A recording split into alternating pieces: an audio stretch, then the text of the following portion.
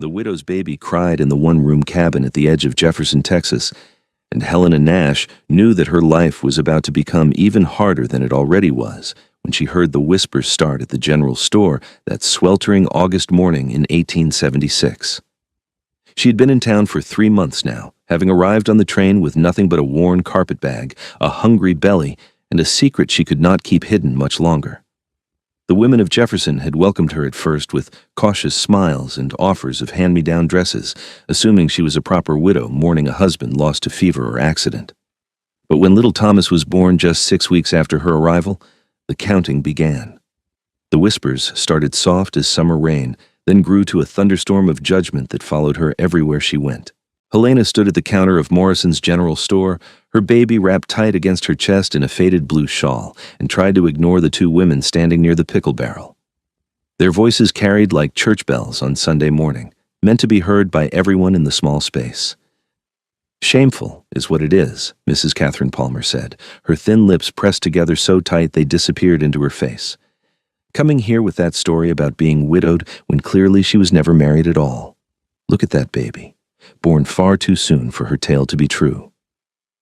"I heard she came from somewhere up north," added Mrs. Elizabeth Winters, adjusting her bonnet with self-righteous purpose. "Probably ran away when her family discovered her condition. What kind of woman gets herself in such a predicament?" Helena's cheeks burned hot, but she kept her eyes on Mr. Morrison as he wrapped her meager purchases in brown paper. She'd grown used to the stares and whispers over the past 2 weeks since Thomas's birth, but they still cut deep into her heart. The truth was far more complicated than these women could imagine, but she would not give them the satisfaction of explaining herself. Her past was her own, and the shame they tried to drape over her shoulders would not bend her spine. "That will be $2.30, Mrs. Nash," Mr. Morrison said quietly, and she heard the kindness in his voice even if he did not meet her eyes. He was a good man, caught between his own sense of decency and the social pressures of a small town where gossip was currency and judgment came cheap. Helena counted out the coins carefully, knowing that her small savings was dwindling faster than snow in springtime. The sewing work she had managed to secure from a few of the less judgmental women would not be enough to see her through the winter. She needed more income, but who in Jefferson would hire a woman with a bastard child? The word made her flinch even in her own thoughts. She gathered her package and turned toward the door, holding her head high despite the weight of the stairs on her back. Thomas stirred against her chest, making the soft mewling sounds that meant he would soon wake hungry again. She needed to get home before he started crying in earnest, before these cruel women could see her struggling to comfort him with shaking hands and exhausted desperation. The August heat hit her like a physical force when she stepped out onto the wooden sidewalk. Jefferson was a thriving town on Big Cypress Bayou, a hub of riverboat trade and commerce that had grown prosperous during the years before the war and was slowly rebuilding itself in the aftermath. The streets were busy with wagons and riders, men conducting business and women shopping with their perfect reputations intact. Helena felt like a shadow moving among them, visible but unwanted. She had barely made it 3 steps when she heard the voice of Reverend Thomas Sterling calling her name. She stopped, closing her eyes briefly before turning to face him. The Reverend was a tall man in his 50s with silver threading through his dark hair and the kind of stern expression that suggested he had never experienced a moment of doubt in his entire life. "Mrs. Nash," he said, and the way he paused before her name made it clear he questioned her right to use it. "I wonder if I might have a word with you." "Of course, Reverend," Helena said, though every instinct told her to run. He gestured toward the shade of the building's overhang, away from the direct sun but still very much in public view. "I have been meaning to speak with you about your attendance at Sunday services, or rather, your lack thereof." "I have been recovering from childbirth," Helena said carefully, "and the baby is still so small." "Yes, the baby." Reverend Sterling's eyes flickered to the bundle against her chest. "Mrs. Nash, I must be direct with you. There are concerns in the community about your presence here. Questions about your past and your circumstances. As a man of God, it is my duty to shepherd my flock, and that includes addressing situations that might lead others into temptation or moral confusion." Helena felt her jaw tighten. "I have done nothing to harm anyone in this town, Reverend. I keep to myself and work honestly for what little I earn. The issue is not your current behavior, but the example you set," he continued, his voice taking on the rhythmic quality of a prepared sermon. Young women might see you and think that the consequences of sin are manageable, that a woman can simply move to a new town and start fresh without proper repentance and submission to moral authority. The Bible is quite clear about fornication and the bearing of illegitimate children. The words hit her like stones, each one carefully chosen to wound. Helena felt tears prick at her eyes, but she refused to let them fall. She had cried enough in private moments, holding her baby in the dark hours of night and wondering how she would survive. She would not give this man the satisfaction of seeing her break. "I understand your concern, Reverend," she said, her voice steady despite the trembling in her hands. "But I will not apologize for my son's existence. He is an innocent child who deserves love and care, not scorn. If your flock cannot understand that, then perhaps the problem lies not with me, but with their own hardness of heart." She did not wait for his response. She turned and walked away, her steps quick and purposeful, even as she heard his disapproving huff behind her. Her heart pounded in her chest, and she felt both terrified and strangely proud of herself for speaking back to him. But she also knew that she had just made her situation in Jefferson even more precarious. The cabin she rented sat at the far edge of town, a 15-minute walk along a dusty road that turned to mud when it rained. It was small and poorly constructed, with gaps in the walls that let in drafts and a roof that leaked in 3 places. But it was hers for now, as long as she could pay the $2 a month in rent to Mr. Horace Winters, who owned half the property in this part of town, and who happened to be married to one of the women who had been gossiping about her in the store. Helena pushed open the door and stepped into the relative cool of the cabin's interior. She set her package on the rough wooden table and gently lowered herself into the rocking chair that was one of the few pieces of furniture she owned. Thomas woke fully now, his small face scrunching up as he began to cry in earnest. She unbuttoned her dress and helped him latch on to nurse, feeling the familiar mixture of love and exhaustion that had become her constant companion. As he nursed, she looked around the sparse cabin. A rope bed in the corner with a thin mattress stuffed with straw, the rocking chair, the table with 2 mismatched chairs, a small cook stove that barely worked, a trunk containing all her worldly possessions. This was her kingdom, her refuge, and it felt like it might slip through her fingers at any moment. The truth was that she had been married. His name was Robert, and he had been a gambler and a charmer who swept her off her feet in St. Louis with promises of adventure and a life filled with excitement. They had married in a small ceremony with a justice of the peace, and for 3 months she had believed herself the happiest woman alive. Then she discovered she was with child, and everything changed. Robert had grown distant and irritable. He stayed out late gambling, coming home drunk and angry when he lost, which was often. When Helena was 4 months pregnant, he left one morning for what he said would be a big game that would win them enough money to live comfortably for years. He never came back. She waited for 2 weeks before going to the authorities, only to discover that Robert had accumulated massive debts all over the city and that several dangerous men were looking for him. The constable told her, not unkindly, that her husband had most likely fled west or south to escape his creditors, and that she should not expect to see him again. But the worst discovery came when she tried to prove her marriage to claim some form of legal protection. The justice of the peace who had performed the ceremony had been arrested for fraud weeks after her wedding. He had not been legally authorized to perform marriages at all. In the eyes of the law, her marriage to Robert had never existed. She was not a widow. She was simply an unwed mother. With no money and a growing belly, Helena had made the desperate decision to leave St. Louis before anyone in her boarding house discovered her condition. She had sold everything she could and bought a train ticket south, choosing Jefferson because she had heard it was a prosperous town where a widow might find work and refuge. She had hoped the small lie about being a proper widow would be enough to give her a fresh start.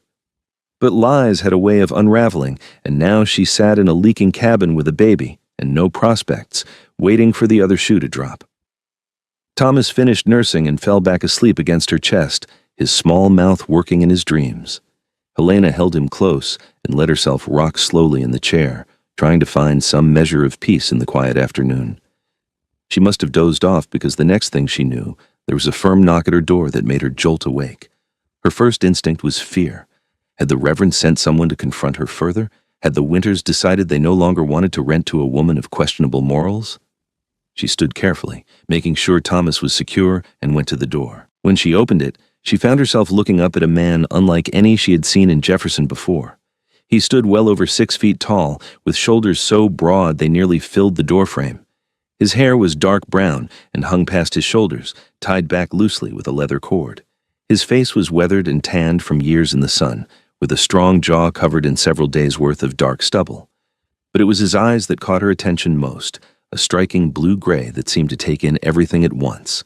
He wore buckskin trousers and a simple homespun shirt that strained across a chest and arms corded with muscle. At his hip hung a hunting knife in a worn leather sheath, and he carried a large pack over one shoulder. This was clearly a mountain man, one of those solitary figures who lived in the wilderness and came to town only for supplies and trade. Helena had seen a few such men from a distance in Jefferson, but none had ever come to her door. "Mrs. Nash?" His voice was deep and rough, like gravel rolling down a mountainside. "Yes," she said, her own voice barely above a whisper. "Can I help you?" "Name's Wade Harrison," he said. "I heard in town that you do sewing and mending work. I need a shirt repaired and some new trousers made if you are taking commissions." Helena blinked in surprise. This was the last thing she had expected. "I do take such work, yes. Would you like to come in so I can take measurements?"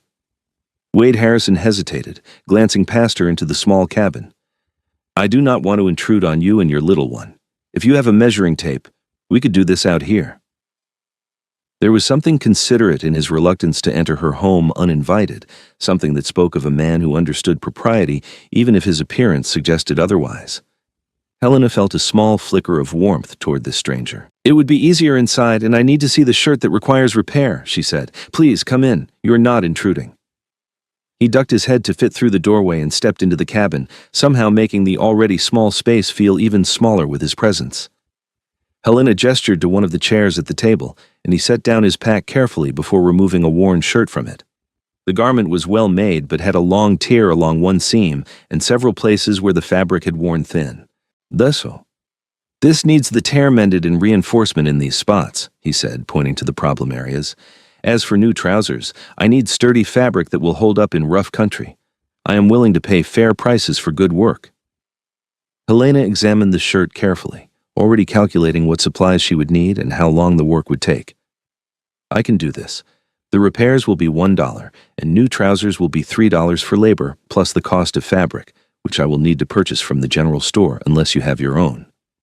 "I will buy the fabric and bring it to you tomorrow," Wade said, "and I will pay half up front if that suits you." The offer was more than generous. Most of her customers paid only upon completion of work, and some dragged their feet even then. Helena nodded gratefully. "That suits me very well, Mr. Harrison. Thank you." He counted out $2 and placed them on the table, then stood to leave. But he paused at the door, turning back to look at her with those penetrating eyes. "I heard some talk in town today. Harsh talk about you and your situation. I want you to know that such talk does not sit right with me. A woman with a baby deserves help, not scorn." Helena felt her throat tighten with unexpected emotion. "Thank you," she managed to say. "That is kind of you to say." Wade Harrison nodded once, then left, closing the door gently behind him. Helena stood holding his torn shirt and the $2, feeling as though something important had just happened, though she could not quite name what it was. Over the next week, Wade Harrison became a regular presence in Helena's life in a way that surprised them both. He brought the fabric for his trousers the next day as promised, and then returned 2 days later to bring her a string of fresh-caught fish, saying he had more than he needed and thought she might appreciate them. 3 days after that, he appeared with a bundle of wood for her stove, noting that the pile behind her cabin looked dangerously low. Each time he came, he stayed a little longer. They talked while she worked on his clothes, conversations that started with simple pleasantries and gradually deepened into something more substantial. Helena learned that Wade had been living in the wilderness for nearly 8 years, trapping and hunting and trading furs in various towns along the eastern edge of Texas. He had grown up in Tennessee, the youngest of 6 children on a small farm, and had headed west after the war ended, looking for space and solitude that the increasingly crowded East could not provide. I needed quiet," he told her one afternoon as she pinned the fabric for his trousers. "Too much noise in my head from the war years, too many memories of things I wanted to forget. Up in the mountains and deep in the forests, I found peace, Just me and the land and the rhythm of the seasons. Do you ever get lonely? Helena asked, then immediately worried she had overstepped. But Wade did not seem offended. He considered the question seriously, his eyes distant. Sometimes, but I found that loneliness in solitude is different from loneliness in a crowd. Out there, I am lonely but at peace. In town, surrounded by people, I used to feel lonely and restless both. Though I admit, he added, his eyes returning to her face, that has been changing lately. Helena felt her cheeks warm and focused intently on her pinning. She was acutely aware of his presence in her small cabin, of the way his large frame seemed to radiate strength and warmth. She had not felt attracted to a man since Robert, had thought that part of her heart was sealed shut after his betrayal. But there was something about Wade Harrison that made her feel things she had thought were dead and buried. "Why did you come to Jefferson?" Wade asked her one day, his voice gentle but curious. "You do not seem like you belong here." Helena's hands stilled on the fabric she was sewing. She had known this question would come eventually, but she still did not know how to answer it. The truth felt too heavy, too shameful. But she also sensed that Wade Harrison would not judge her the way the townspeople did. "I was running away," she said finally, her voice quiet, "from a situation that had become impossible. I thought I could start fresh here, but it seems the past has a way of following you no matter how far you travel." "The baby's father?" Wade asked carefully. "Gone," Helena said, and heard the bitterness in her own voice. "He left before Thomas was born, before he even knew I was carrying a child. I suppose I should be grateful that I learned his true character when I did, but it is hard to feel grateful when you are alone and struggling." She waited for the inevitable questions, for the judgment that would surely follow. But Wade simply nodded slowly, as if processing this information without rushing to conclusions. "A man who would abandon his responsibilities is no man at all," he said finally.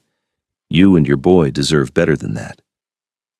The simple statement, delivered without pity or condemnation, made Helena's eyes fill with tears. She blinked them back quickly, but not before Wade noticed. He stood from his chair and moved closer, then stopped, as if unsure whether his proximity would be welcome. "I am sorry," he said. "I did not mean to upset you." "You did not," Helena assured him, wiping at her eyes with the back of her hand. "It is just that kindness is harder to bear than cruelty sometimes. Cruelty I have learned to deflect, but kindness breaks through my defenses." Wade was quiet for a moment, then he knelt down beside her chair so that his eyes were level with hers.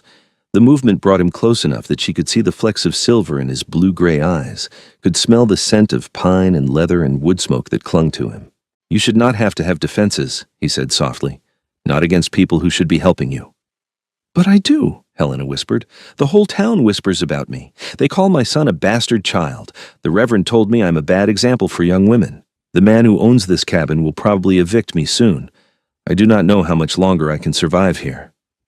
The words tumbled out before she could stop them, all the fear and desperation she had been holding inside spilling over. Wade's expression hardened, not with anger at her, but at the situation she described. "What would you do if you could choose anything?" he asked. "If you had no constraints, where would you go? What kind of life would you want?" Helena laughed, but it was a sad sound. "I do not even know anymore. I used to dream of a little house with a garden, a place where Thomas could grow up safe and loved, a simple life with enough to eat and a warm fire in winter. But that seems impossible now. Women like me do not get happy endings." "Why not?" Wade challenged. "Who says you do not deserve happiness?" "Society says so, the church says so, the women at the general store say so." "Then perhaps society and the church and the gossips at the general store are wrong," Wade said firmly. "Perhaps the only opinion that matters is what you know in your own heart about who you are and what you deserve." Helena looked into his eyes and saw something there that made her breath catch. It was not pity or even just kindness. It was respect, and perhaps something deeper that neither of them was quite ready to name. "I should finish your trousers," she said, breaking the moment because it felt too intense, too dangerous to her carefully guarded heart. Wade stood slowly and returned to his chair. But something had shifted between them in that conversation, a foundation being laid that would support what was to come. 2 days later, Helena was marketing in town when the confrontation she had been dreading finally occurred. She was leaving the butcher shop with a small parcel of pork scraps that Mr. Daniels had sold her cheap when she nearly collided with Mrs. Elizabeth Winters and 2 other women from the church. "Mrs. Nash," Elizabeth Winters said, her voice dripping with false sweetness. Or should I say, Miss Nash? As I understand, that is more accurate. Helena felt her stomach drop. Excuse me? Oh, do not play innocent with us, added Mrs. Sarah Porter, a sharp-faced woman with eyes like a hawk. We have made inquiries about you. There is no record of your marriage in St. Louis, no death certificate for the husband you claim to have lost. You are nothing but a liar and a harlot who brought your shame to our town. The words were said loudly enough that people on the street stopped to listen. Helena felt trapped, surrounded by hostile faces and poisonous accusations. She clutched her parcel tightly and tried to think of some defense, some way to protect herself from this public humiliation. You need to leave Jefferson, Elizabeth Winters continued, emboldened by the growing audience. We will not have our children exposed to your corrupting influence. My husband owns the cabin you rent, and I am informing you now that your lease is terminated. You have 1 week to vacate the premises. 1 week? Helena's voice came out higher than she intended. But I have nowhere else to go. And the baby is so small. Please, you must give me more time. We must do nothing of the sort, Elizabeth said coldly. You should have thought of your circumstances before you engaged in immoral behavior. The consequences of sin are yours to bear, not ours to enable. Helena felt the world tilting around her. 1 week. She would be homeless in 1 week with a baby, and no money to go anywhere else. Panic clawed at her throat, making it hard to breathe. The lady will not be needing your cabin. A deep voice cut through the crowd, and Helena turned to see Wade Harrison pushing his way through the gathered townspeople. He came to stand beside her, his presence like a solid wall between her and her accusers. Mrs. Nash will be coming with me, the crowd murmured in shock. Elizabeth Winters' eyes widened. Coming with you where exactly? To my cabin up in the pine country, Wade said calmly. As my wife.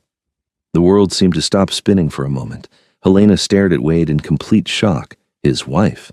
They had never discussed anything of the sort. She barely knew him beyond their conversations over the past week. What was he doing? Your wife? Elizabeth Winters sputtered. You cannot be serious. This woman is not married to anyone. She has a bastard child. Wade's expression went cold in a way that made several people in the crowd take an involuntary step backward. That woman, he said, his voice dangerously quiet, is standing right here and deserves to be spoken about with respect. And her son is not a bastard child. He is a child who has done nothing wrong and who will be raised in my household as my own. Now, if you will excuse us, my fiancé and I have arrangements to make. He offered his arm to Helena, who took it in a daze. Her mind was reeling, trying to process what had just happened. Wade guided her away from the shocked crowd, his hand warm and steady on her elbow. They walked in silence until they were well away from the main street, stopping in the shade of a large oak tree near the edge of town. I apologize for surprising you like that, Wade said, turning to face her. But I could not stand by and watch them tear you apart. I made an impulsive decision, and I understand if you want to refuse. Refuse what exactly? Helena asked, her voice shaking.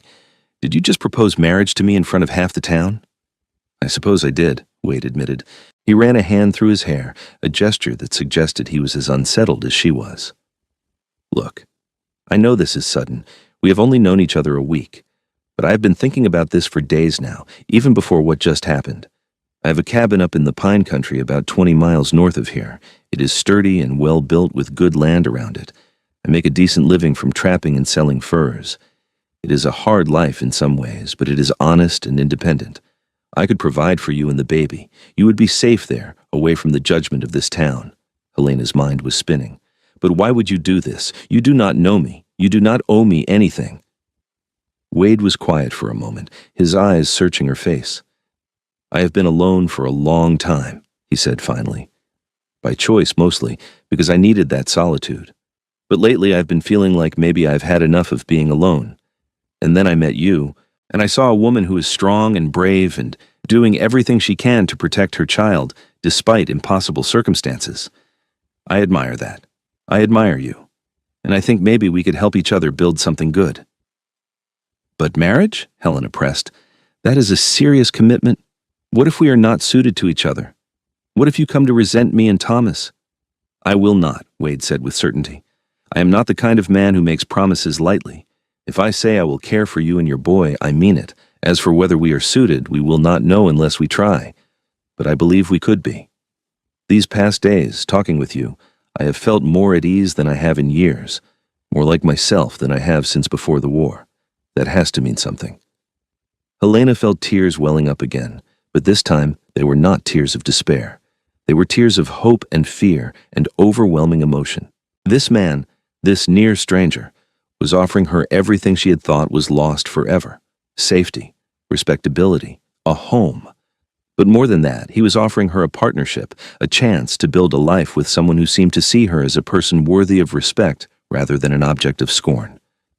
"I do not love you," she said honestly, needing to be clear about where they stood. "I care for you, and I am grateful to you, but I cannot promise love when we barely know each other." "I am not asking you to love me right now," Wade replied. "I'm asking you to give us a chance to see if love might grow between us. I believe it could, given time and patience. But even if it does not, we could still have a good partnership. Mutual respect and care can be enough to build a solid marriage." Helena thought of Thomas, sleeping peacefully in his makeshift cradle back at the cabin. She thought of the 1-week deadline hanging over her head like a sword.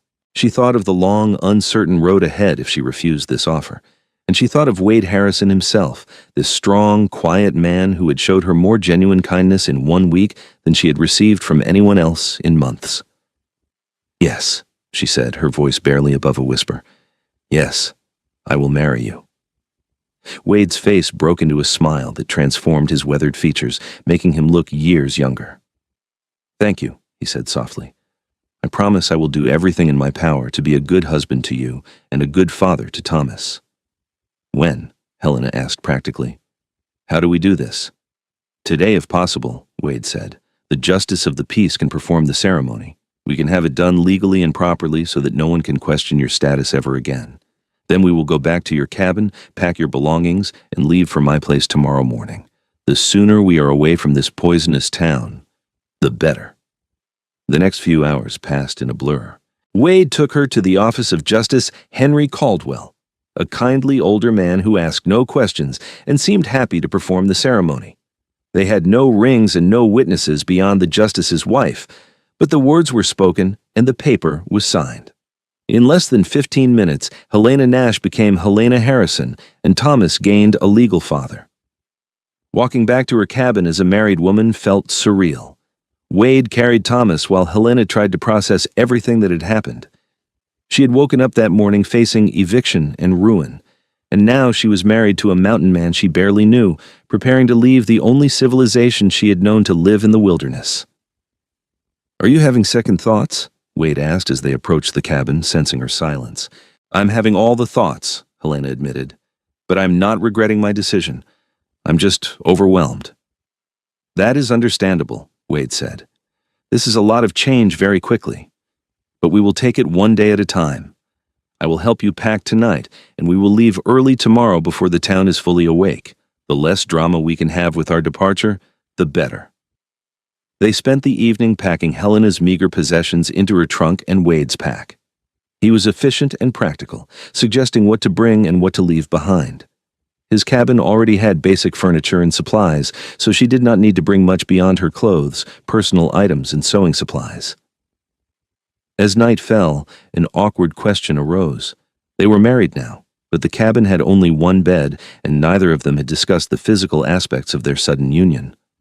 Helena felt her cheeks burn as she tried to figure out how to address this. Wade solved the problem by spreading his bedroll on the floor. "You and the baby take the bed," he said simply. "I have slept on harder surfaces. We will figure out more permanent arrangements when we get to my cabin." Helena felt a rush of gratitude for his consideration. "Thank you," she said softly, "for everything. I know this is not how you expected your visit to Jefferson to go." Wade smiled slightly. "Life rarely goes as expected, but sometimes the unexpected turns out to be better than anything you could have planned." They settled in for the night, Thomas between them in his makeshift cradle, two near strangers now bound together by law and hope and desperate circumstance. Helena lay awake for a long time, listening to the sounds of Wade's breathing and Thomas's soft snuffling, wondering what her new life would be like in the mountains with this mysterious, generous man. They left Jefferson as the sun rose the next morning, painting the eastern sky in shades of pink and gold. Wade had borrowed a horse and small wagon from the livery, paying the owner generously and promising to return it within the month. He loaded Helena's trunk and their supplies into the wagon bed, then helped her and Thomas up onto the bench seat. As they rolled out of town, a few early risers stopped to stare. Helena saw Elizabeth Winters standing on her front porch, her face pinched with disapproval. But Helena found that she did not care anymore.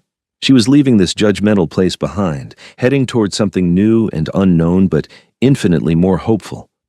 The journey north took most of the day. The road was rough and wound through increasingly wild country. The pine forests grew thicker, and the settlements grew scarcer. Wade handled the wagon with easy competence, pointing out landmarks and telling her about the land they were passing through. "That creek is where I set some of my trap lines in winter," he said, gesturing to a clear stream running beside the road. "The beavers are thick there. And see that ridge? That is the boundary of what I consider my territory. No one else traps or hunts there because everyone knows it is Harrison land, even if I do not have a legal deed to it." "How did you claim it?" Helena asked, rocking Thomas gently as the wagon bounced over ruts. "By being the most stubborn and ornery son of a gun in these woods," Wade said with a slight grin. "There were a few disputes in the early years with other trappers who thought they could muscle in. I made it clear I would not be moved. After a while, people learned to respect the boundaries." Helena could well imagine Wade Harrison making such a point effectively. Despite his kindness to her, there was an undeniable strength and potential for danger in him. He was not a man to be trifled with. They stopped for lunch beside a clear pond surrounded by tall pines. Wade built a small fire and cooked salt pork and beans in a battered pot he produced from his pack. It was simple food, but it tasted wonderful after the morning's journey. Thomas woke and fussed, and Helena nursed him while Wade cleaned up their cooking gear. "How much farther?" she asked. "Another 3 hours," Wade replied. "We will arrive well before dark." As they continued northward, Helena felt both excitement and anxiety building in her chest. She was about to see the place that would be her home, meet the reality of the life she had agreed to. What if Wade's cabin was nothing more than a rough shack? What if the isolation drove her mad? What if she could not adapt to this wilderness life? But when they finally emerged into a clearing and she saw Wade's cabin for the first time, many of her fears eased. The structure was solid and well built, constructed of thick logs chinked carefully against the weather. It was larger than she had expected, clearly a 2-room dwelling with a stone chimney rising from one end. Behind it stood a sturdy barn and several smaller outbuildings. A vegetable garden grew to one side, somewhat overgrown but still producing. A creek ran nearby, its water sparkling in the late afternoon sun. "This is your home?" Helena breathed, taking in the sight. "Our home now," Wade corrected gently. He drew the wagon to a stop in front of the cabin and jumped down, then came around to help her and Thomas descend. "I built it myself over 3 summers. It is not fancy, but it is solid. Come, let me show you inside." The interior exceeded her expectations even more than the exterior. The main room was spacious with a large stone fireplace, a sturdy table with 4 chairs, a comfortable-looking upholstered chair that seemed out of place in the wilderness setting, and various shelves and cupboards built into the walls. A bearskin rug covered part of the wooden floor. The second room, separated by a curtained doorway, contained a real bed frame with what looked like a decent mattress, a chest of drawers, and a wooden cradle that made Helena's breath catch. "You have a cradle," she said, touching the smooth wood gently. Wade cleared his throat, looking almost embarrassed. "I made that years ago. I had thoughts of having a family someday, but time passed and I stayed alone. I almost burned it last winter, but something stopped me. I suppose it was waiting for Thomas." The simple statement and the emotion behind it made Helena's eyes fill with tears yet again. She seemed to cry so easily these days, overwhelmed by the roller coaster of fear and hope that had become her life. "It is beautiful," she said. "Everything here is beautiful. Thank you for bringing us here." Wade smiled, pleased by her reaction. "I'm glad you approve. Now, let me bring in your trunk and get you settled. You must be exhausted from the journey."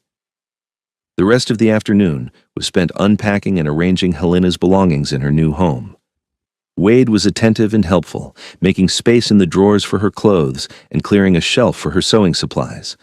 He showed her where he kept food stores, how to work the pump he had engineered to bring water from the creek to a barrel beside the cabin, and where the privy was located. I know it is more primitive than what you are used to, he said apologetically, but it is clean and functional. It is more than I had any right to hope for, Helena assured him. Truly, Wade, this is wonderful.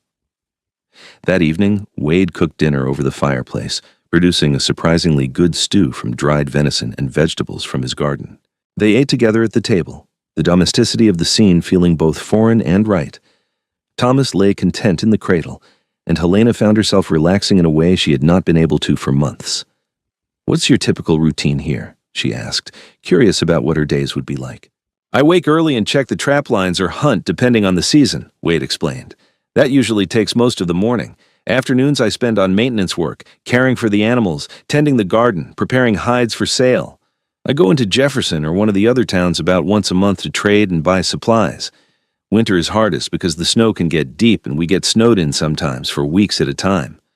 But I always make sure we have plenty of wood and food stored up." "What would you like me to do?" Helena asked. "I want to contribute and be useful."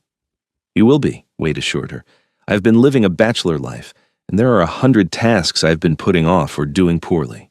The garden needs proper care. My clothes are all worn thin because I cannot sew worth a damn. The cabin could use a woman's touch to make it more of a home, and raising Thomas will be work enough on its own. We will be partners in this. Helena, I do not expect you to serve me. I expect us to work together." His words eased something in Helena's heart. She had been worried that she would be treated as a servant or obligation, but Wade clearly saw her as an equal partner in their new life. As bedtime approached, the awkwardness from the previous night returned. Wade began to unroll his bedroll, clearly intending to sleep on the floor again. "You do not have to do that," Helena said quietly. "The bed is large enough for both of us. We are married now, and you should not have to sleep on the floor in your own home." Wade paused, studying her face. "Are you sure? I do not want you to feel pressured." "I am sure," Helena said, though her heart was beating fast. "I trust you, and this is your bed.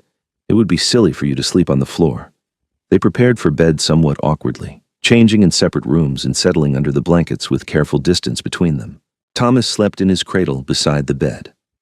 The cabin was dark except for the dying glow of the fire through the open doorway. Helena lay stiffly, very aware of Wade's large presence beside her. She could feel the warmth radiating from his body despite the space between them. She had not shared a bed with anyone since Robert, and even those memories were tainted now by his betrayal. "Helena," Wade's voice came soft through the darkness. "I want you to know that I will not pressure you for anything you are not ready to give. I know this marriage was born of necessity more than desire. When and if you ever want more from me than just protection and partnership, you need only say so, but I will not push." His consideration, his respect for her autonomy, made something warm unfurl in Helena's chest. "Thank you," she whispered. "That means more than you know." "Sleep well," Wade said gently. "You are safe here." And remarkably, despite everything, Helena believed him.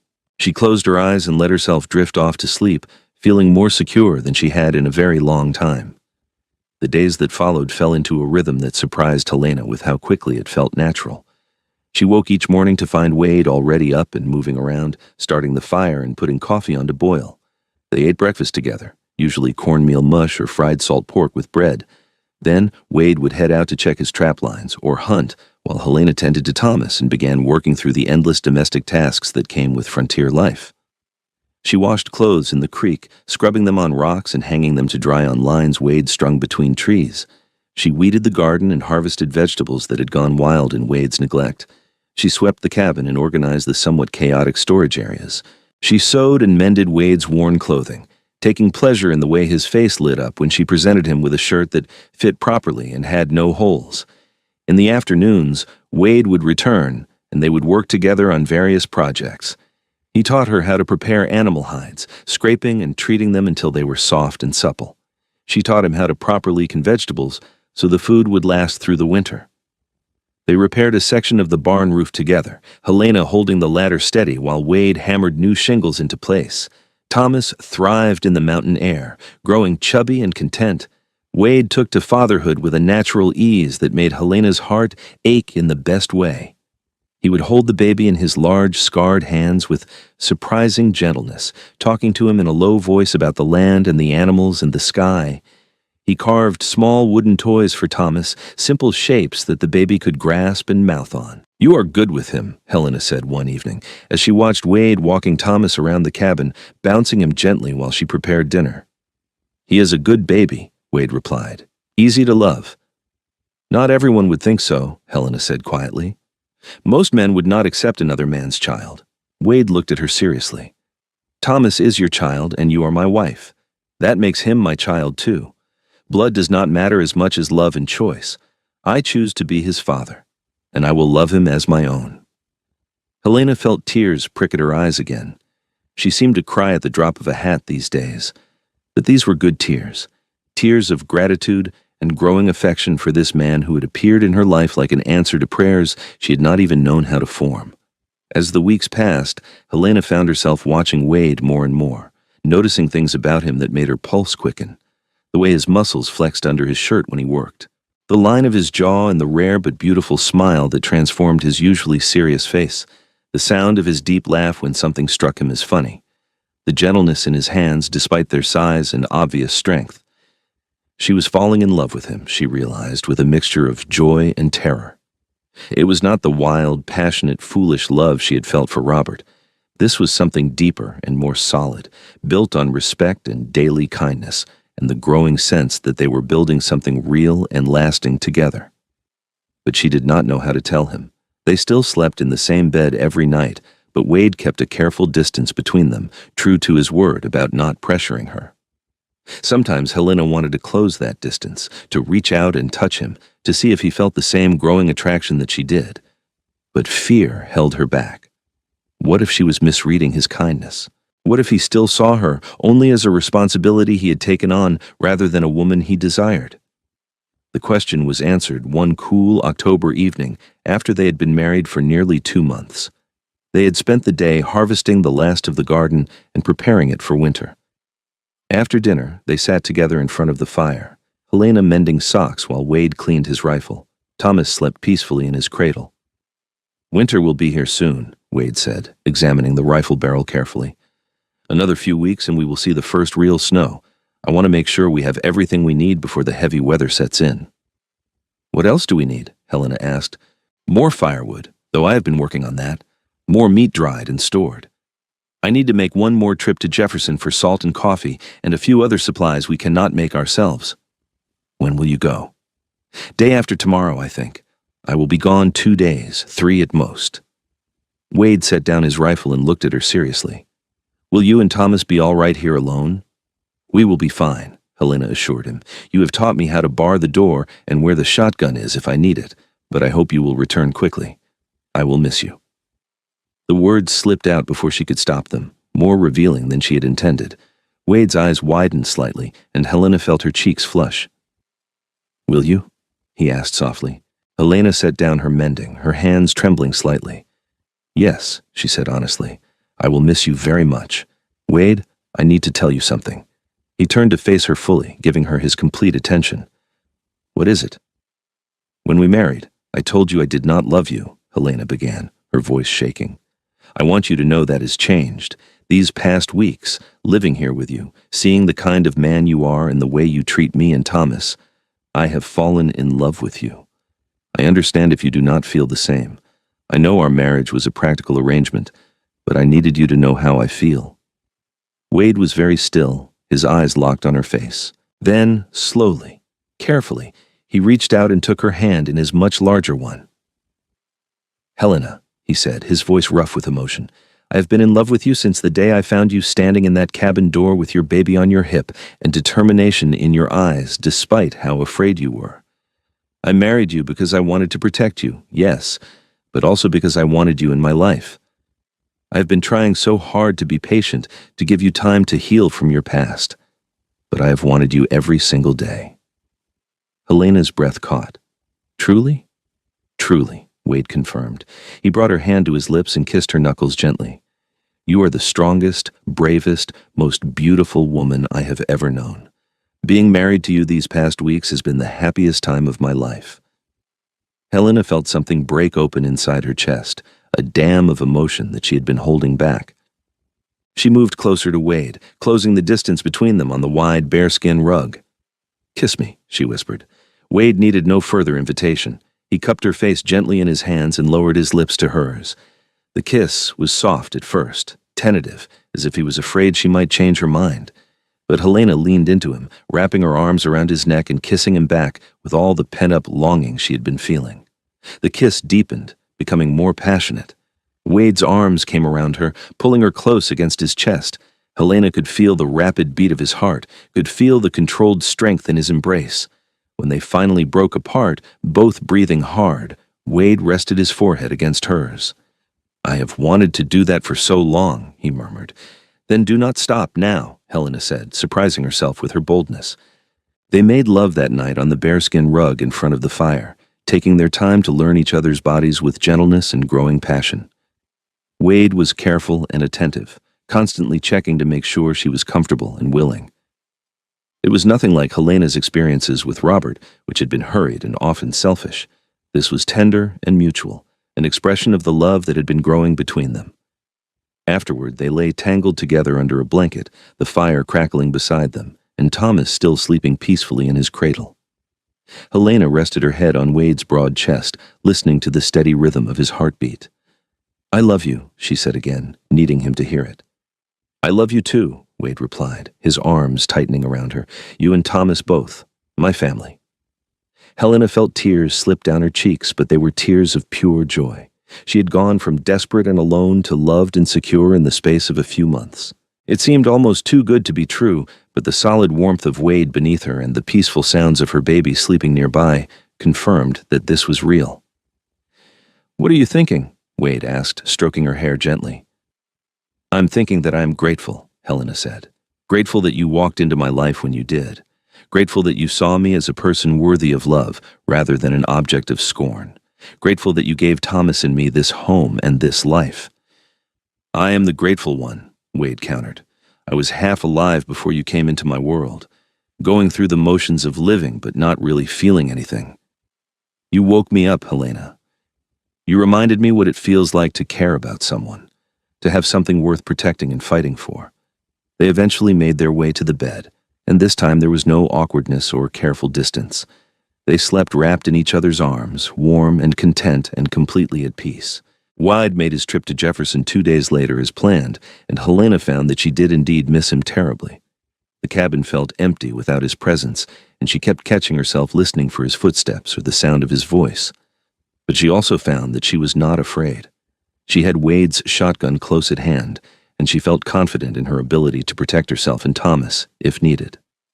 She spent the 2 days preparing for winter in earnest, following the list of tasks Wade had left for her. She brought in more firewood and stacked it neatly near the door. She cleaned and oiled the few cooking pots and pans. She finished mending the last of Wade's clothes and even made a warm winter coat for Thomas, cutting down one of Wade's old shirts and stitching it into a small garment lined with rabbit fur. When Wade returned on the evening of the second day, Helena ran out to meet him as he drove the wagon into the clearing. He jumped down and caught her in a fierce embrace, lifting her off her feet and kissing her soundly. "I missed you," he said, setting her down but keeping his arms around her. "I missed you too," Helena replied, leaning into his warmth. "Did you have any trouble in town?" Wade's expression darkened slightly. "I ran into Elizabeth Winters at the general store. She made some snide comments about our marriage and suggested that I had been taken in by a scheming woman. I informed her very clearly that my marriage was none of her concern, and that if I heard one more word of gossip about my wife, I would make my displeasure known in ways she would not enjoy." Helena felt a mixture of gratitude and concern. "You did not threaten her, did you?" "Not explicitly," Wade said with a slight smile. "But I may have implied that men who allow their wives to spread malicious gossip are not men I will trade with or do business with. Since Horace Winters owns half the properties I would normally use for trading, that gave her something to think about." "Will that cause problems for you?" Helena worried. "No more than I am willing to handle," Wade assured her. "I will not allow anyone to speak ill of you, Helena. You are my wife, and I will defend your honor." The protective fierceness in his voice made Helena's heart swell with love. She reached up and kissed him again, pouring all her feelings into the gesture. That winter proved to be both challenging and wonderful in ways Helena had never imagined. The snows came heavy and deep, sometimes trapping them in the cabin for days at a time. But rather than feeling confined, Helena found a cozy contentment in those snowbound days. She and Wade would spend long hours talking about everything and nothing, sharing stories of their pasts and dreams for their future. They played simple games with cards Wade had and read aloud from the few books he owned. They made love often, growing more comfortable and adventurous with each other. Thomas grew and thrived, learning to roll over and then to sit up. Wade would spend hours on the floor with him, encouraging his development and laughing at his babbling attempts at communication. Helena would watch them together and feel her heart overflow with love and gratitude. "We should give him a brother or sister," Wade said one evening as they watched Thomas play with the wooden blocks Wade had carved. Helena looked at him in surprise. "You want more children?" "Do you not?" Wade asked. "I mean, I know Thomas is young still, and you have been through so much. But eventually, yes, I would love to have more children with you. I want a big family, Helena. I want this cabin to be filled with laughter and noise and the chaos of children growing up." Helena felt tears spring to her eyes yet again. "I would love that too," she said softly. "I want to give you children, Wade. I want to build the family you deserve." "We deserve," Wade corrected gently. "The family we both deserve." As winter gave way to spring, Helena discovered she was pregnant. The realization came one morning when she woke feeling nauseated and recognized the familiar sensation. She was both thrilled and nervous, memories of her first pregnancy tangled up with hope for this new one. She told Wade that evening as they sat on the porch watching the sunset. He had built a rocking chair for her, and she sat in it while Thomas played at her feet and Wade worked on a piece of leather harness that needed mending. "I have something to tell you," she said, her voice betraying her nervousness. Wade looked up immediately, sensing the importance of what she was about to say. "What is it?" "I'm with child," Helena said simply. "Our child." Wade's face went through a rapid series of expressions: shock, joy, concern, and then overwhelming happiness. He set down his work and came to kneel in front of her chair, taking her hands in his. "Are you sure?" he asked. "As sure as I can be," Helena replied. "I have all the signs I had with Thomas. I think I am about 2 months along, so the baby would come in late autumn." "A baby?" Wade breathed, wonder in his voice. He placed his hand gently on her belly. "Our baby." "Helena, this is wonderful news. Are you happy about it?" "Very happy," Helena assured him. "A little frightened, but mostly happy. Are you?" "I am thrilled," Wade said emphatically. "You have given me everything I ever wanted, Helena. A wife I love, a son to raise, and now another child on the way. I am the luckiest man alive." He kissed her then, soft and sweet and full of promise. Thomas, as if sensing the moment, pulled himself up on Wade's leg and made an insistent noise. Wade laughed and scooped him up, holding him between them. "You're going to be a big brother, little man," Wade told Thomas. "What do you think of that?" Thomas just babbled happily and grabbed at Wade's beard, making them both laugh. The pregnancy progressed smoothly, though Helena was more tired than she had been with Thomas. Wade hovered over her constantly, insisting she rest more and take on fewer physically demanding tasks. He hired a young man from a neighboring homestead to help with the heavy work through the summer and fall, not wanting Helena to overexert herself. "I'm not made of glass," Helena protested one day when Wade insisted she sit down while he hauled water from the creek. "I know that," Wade said patiently. "But you are carrying our child, and I want to make sure you and the baby stay healthy. Let me take care of you, Helena. It makes me happy to do so." How could she argue with that? Helena settled back into her chair and let her husband pamper her, finding that she quite enjoyed being cared for in this way. Thomas celebrated his first birthday that September with a small cake Helena baked and gifts Wade had carved. The baby was walking now, toddling around the cabin and yard with fearless enthusiasm. He clearly adored Wade, following him around whenever possible and crying when Wade left for his trap lines. "You are his whole world," Helena told Wade as they watched Thomas play. "He is mine too," Wade replied. "Both of you are." In late October, Helena's labor began early one morning. Wade had been preparing for this moment for weeks, gathering supplies and making sure everything was ready. He sent the hired man to fetch the midwife from the nearest homestead, a capable woman named Mrs. Martha Graham, who lived about 5 miles away. The labor was long and difficult, more so than Thomas's birth had been. Helena labored through the day and into the night, with Wade staying by her side the entire time, holding her hand and wiping her brow and murmuring encouragement. Mrs. Graham directed everything with calm competence, and just as the sun was beginning to rise, Helena finally delivered a healthy baby boy. "Another son," Mrs. Graham announced, placing the crying infant on Helena's chest. "A big, strong boy." Helena looked down at her newborn son, seeing Wade's features already in the shape of his face and the color of his eyes. "He looks like you," she said to Wade, who was staring at the baby with tears streaming down his face. "He is perfect," Wade said hoarsely. "You did so well, Helena. You are so strong. I am in awe of you." They named the baby William, after Wade's father, with the middle name of Robert, a name Helena chose to reclaim and redeem. Thomas was curious about his new brother, toddling over to peer at the tiny infant with wide eyes. "Kate, gentle," Wade instructed, guiding Thomas's hand to softly touch the baby's head. "This is your brother William. You need to help protect him and love him." Thomas seemed to understand on some level, patting the baby's head carefully before toddling off to play with his blocks. Wade and Helena exchanged amused glances. "He will warm up to him," Wade said confidently, and he did. Within a few weeks, Thomas had adjusted to having a brother, and Wade had adjusted to having two small children demanding his attention. The cabin that had been so quiet and orderly when Helena first arrived now rang with the sounds of family life. Babies crying and laughing, Thomas's excited shouts as he learned new words, Wade's deep voice singing lullabies and telling stories. Helena would sometimes stop in the middle of her daily tasks and just look around at her life with wonder. She had gone from desperate and scorned to cherished and secure. She had a husband who loved her fiercely, 2 healthy sons, and a home that felt safe and warm. The whispers of Jefferson seemed like they belonged to a different lifetime, a different woman. One evening in early spring, as they sat on the porch watching Thomas chase fireflies while William slept in Helena's arms, Wade turned to her with a serious expression. "I want to officially adopt Thomas," he said. "I want his last name to be Harrison legally, not just in practice, and I want to make sure that if anything ever happened to me, you and both boys would be provided for. I have been thinking about going to the county seat to file the proper papers and make a will."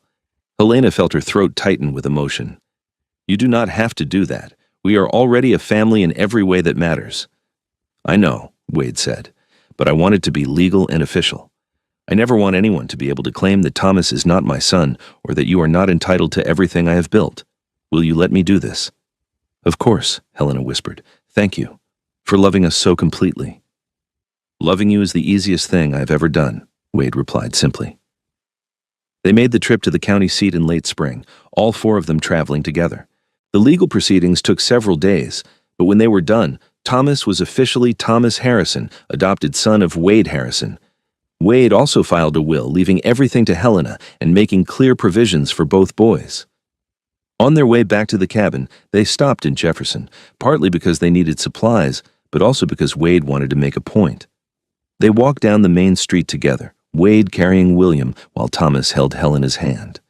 They were a family, united and strong, and Wade wanted the gossips of Jefferson to see that. They encountered Elizabeth Winters outside the general store. She looked at them with surprise and something that might have been grudging respect. "Mr. and Mrs. Harrison," she said stiffly. "I see you have added to your family." "We have," Wade said pleasantly. "This is our son William, and Thomas here is growing like a weed. We are very blessed." Elizabeth Winters pressed her lips together, clearly wanting to say something cutting but unable to find the words. Helena met her gaze steadily, no longer the frightened, desperate woman who had been driven from this town. She was Helena Harrison now, beloved wife and mother, and she had nothing to be ashamed of. "Good day, Mrs. Winters," Helena said coolly, and they walked past her into the store. Inside, Mr. Morrison greeted them warmly. "Mrs. Harrison, Mr. Harrison, good to see you both. And these boys are growing so fast." They conducted their business and left Jefferson behind, returning to their mountain home with relief. That night, as they settled into bed with both boys, sleeping peacefully in their cradles nearby, Wade pulled Helena close. "Are you happy?" he asked her, as he often did. "Completely," Helena replied honestly. "I never imagined I could be this happy. You saved me, Wade, you and this life we have built together." We saved each other, Wade corrected. I was just existing before you came along. Now I am truly living. You gave me purpose and joy and a reason to be grateful for every single day. They kissed in the darkness, a tender affirmation of the love that had grown between them. Outside, the mountain wind whispered through the pines, and somewhere in the distance, an owl hooted. The sounds of the wilderness that had once seemed threatening to Helena now felt like home. The years passed in a rhythm of seasons and growth. Thomas grew into a sturdy, adventurous boy who followed Wade everywhere and learned to trap and hunt and track. William proved to be quieter and more thoughtful, preferring to stay close to Helena and help with the domestic tasks. They welcomed a daughter, Grace, 2 years after William, and then another son, Jacob, 2 years after that. The cabin expanded to accommodate the growing family, with Wade building an additional room and a loft space where the older boys could sleep. The homestead prospered as Wade's reputation as a skilled trapper and honest trader grew. They never became wealthy, but they always had enough and often had extra to share with neighbors who fell on hard times. Helena's sewing skills became well known in the region, and she took on commissions from families as far as 30 miles away. The money she earned was hers to keep or spend as she chose, though she usually saved it for special occasions or unexpected needs. She took pride in contributing to the family finances and being a partner to Wade in every sense of the word. As Thomas grew older and began to ask questions about his origins, Helena and Wade sat him down and told him the truth in age-appropriate terms. They explained that Wade had not been his birth father, but had chosen to be his father in every way that mattered. Thomas processed this information seriously, then hugged them both. "You are my real father," he told Wade firmly, "because you are the one who loves me and teaches me and takes care of me. That is what makes a real father." Wade had to turn away to hide his tears, and Helena held her firstborn son close, grateful beyond words for his wisdom and acceptance. The children grew and thrived, and the cabin was indeed filled with the laughter and chaos Wade had dreamed of. There were hard times too, of course, a particularly brutal winter when they nearly ran out of food, a summer when disease swept through the region and they nursed William through a terrible fever that nearly took him, the everyday struggles of raising children and maintaining a homestead in unforgiving country. But through it all, Helena and Wade stood together, their love deepening with each passing year. They argued sometimes, as all couples do, but they always worked through their disagreements with respect and communication. They never let the sun go down on their anger, always making peace before sleep. On their 10th anniversary, Wade took Helena on a trip, just the two of them, leaving the children in the capable care of Mrs. Graham for a few days. They traveled to a beautiful spot in the mountains Wade had discovered years before, a meadow filled with wildflowers and surrounded by towering pines with a view of distant peaks that took Helena's breath away. "I wanted to bring you somewhere beautiful," Wade said as they stood together looking at the vista. "Somewhere that reminded me of you, wild and lovely and strong." "You are a romantic," Helena teased gently, leaning against his solid warmth. "Only with you," Wade replied. "You bring out sides of me I did not know existed." They made camp in the meadow and spent 2 days and nights in the wilderness together, talking and making love and simply enjoying each other's company without the demands of children and homesteading. It was a precious time of reconnection, a reminder of the bond that underlay all the daily routines of their life. "Do you ever regret it?" Helena asked him on their last night in the meadow, as they lay under the stars wrapped in blankets. "Taking on me and Thomas all those years ago. You could have had a simpler life." "Never," Wade said fiercely. "Not for a single moment. You are the best thing that ever happened to me, Helena. You and our children. I would make the same choice 1,000 times over." "I love you," Helena said, the words as true and deep as the first time she had spoken them. "I love you too," Wade replied, "always and forever." When Thomas turned 18, he announced his intention to marry a young woman named Sarah from a neighboring homestead. Wade and Helena approved, having watched the young couple's courtship with pleasure. The wedding was held in the meadow where Wade had taken Helena for their anniversary, and it was a joyous occasion with friends and neighbors traveling from miles around to celebrate. As Helena watched her firstborn son pledge his life to his new wife, she reflected on the improbable journey that had brought her to this moment. She had arrived in Jefferson as a desperate unmarried mother facing scorn and ruin. She was leaving as a respected matriarch, surrounded by family and friends, her past redeemed and her future secure. Wade came to stand beside her, slipping his hand into hers as they always did. His hair was more gray than brown now, and there were deep lines around his eyes and mouth, but he was still the strong, steady man who had stepped into her life and changed everything. "Thank you," she whispered to him, not for the first time and certainly not for the last. "For what?" Wade asked, though he knew. "For seeing me when no one else would, for choosing me and Thomas when we had nothing to offer you, for building this life with me." "You had everything to offer me," Wade replied. "You still do. You are my heart, Helena. You always have been, and you always will be." They stood together, watching their son and new daughter-in-law dance, surrounded by the family they had built together through love and determination and faith in each other. The mountain wind whispered through the pines, carrying the scent of wildflowers and the promise of all the years still to come. William became a teacher, traveling to Jefferson to attend the new school that had been established, and eventually returning to the mountain country to teach children in the scattered homesteads. Grace married a kind young man who ran the general store in a small town 20 miles north. Jacob followed in Wade's footsteps, becoming a skilled trapper and hunter, who extended their family's territory even further into the wilderness. Helena and Wade grew old together in the cabin that had become so much more than just a house. It was a home filled with memories and love, where children had been raised and where grandchildren now came to visit. Wade's hair turned completely white, and his movements grew slower, but his love for Helena never wavered. Helena's face gained lines and her hands grew arthritic, but her heart remained as full as the day she had first realized she loved the mountain man who had saved her. On a spring evening, much like the one when they had first declared their love for each other, Helena and Wade sat on the porch watching the sunset. They were in their 60s now, their children grown and scattered, but always returning home for visits and holidays. Thomas lived nearby with his wife and 4 children, and he stopped by nearly every day to check on his parents and help with the heavier work. "Do you remember the day we met?"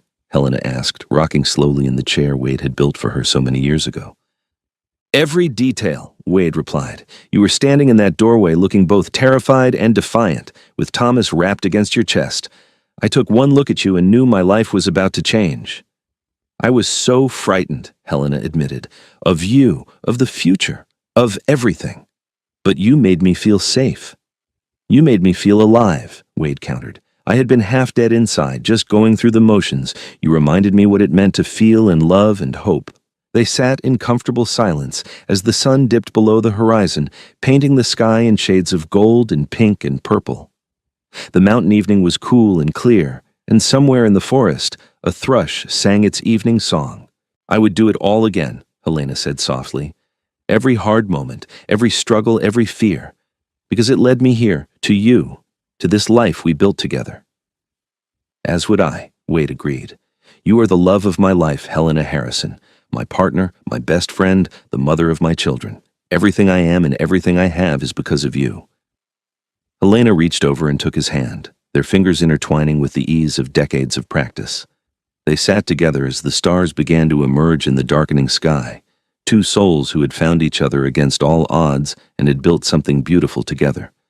The whispers of Jefferson seemed like a distant memory now, belonging to a different life and a different woman. Helena Nash, the unwed mother who had been scorned and driven out, no longer existed. In her place was Helena Harrison, beloved wife and mother and grandmother, a woman who had found redemption and love in the arms of a mountain man who had seen her worth when no one else would. And as they sat together in the twilight of their lives, surrounded by the evidence of the family they had built and the love they had nurtured, they both knew that they had found something rare and precious. They had found a love that transcended circumstance and judgment, a love that had grown stronger with each passing year, a love that would endure long after they were gone, living on in their children and grandchildren and in the stories told around fires on cold mountain nights. The mountain man had said she would have a husband, and she did. But more than that, she had found a partner, a protector, a lover, and a friend. She had found home, and in finding it, she had also found herself, strong and worthy and completely loved. As night fell over the mountain cabin and the sounds of the wilderness rose around them, Helena and Wade went inside together, closing the door on another perfect day in the life they had built together. Tomorrow would bring new challenges and new joys, but they would face it as they had faced everything else. Together, united by a love that had conquered scorn and judgment and impossible odds. And they lived happily ever after, in every sense that mattered, surrounded by family and love, until their final days. When Wade eventually passed in his sleep at the age of 72, with Helena holding his hand, his last words were, "I love you." And when Helena followed him a year later, slipping away peacefully surrounded by her children and grandchildren, she went with a smile on her face, knowing that she would soon be reunited with the man who had saved her life by offering her his heart. Their grandchildren and great-grandchildren would continue to live in the mountain country, telling the story of their grandmother who had arrived in Jefferson as a desperate unmarried mother, and their grandfather, the mountain man who had defied convention to marry her and give her the life she deserved. It became a family legend, a tale of love conquering judgment, of one man's courage to stand against social pressure and choose love over propriety. The cabin still stands to this day, maintained by their descendants, a monument to the power of love and the courage to choose compassion over condemnation. And on quiet evenings, when the wind whispers through the pines just right, some say you can still feel the love that filled that home, the legacy of Helena and Wade Harrison, who proved that the whispers of small-minded people mean nothing compared to the strength of two hearts joined together in genuine love and mutual respect.